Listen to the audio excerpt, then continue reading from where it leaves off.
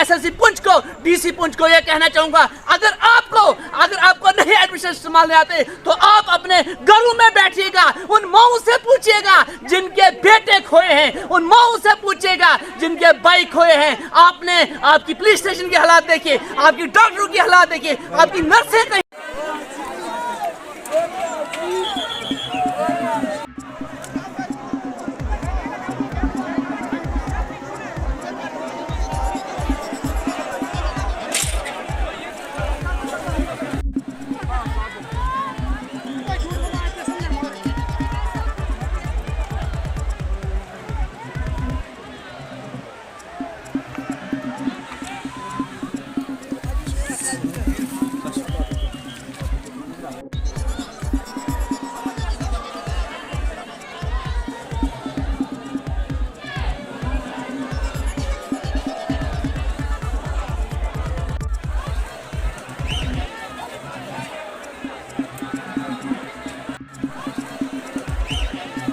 बस बेवकूफ बनाया जा रहा है अवाम को। आप देखिए हमारे सड़कों की क्या हालत है, खस्ता हालत है। हम 3-3 घंटे लगाते हैं सब्जियां रोड में आने के लिए, मगर खड्डे से खड्डे आते। आपने उसको टस में मस नहीं, बस झूठे दावे फरेबी वो हमें नौजवानों को दिया जाएगा कि क्या बुरी कंडीशन है, कहूँगा मैं बड़ी बुरा।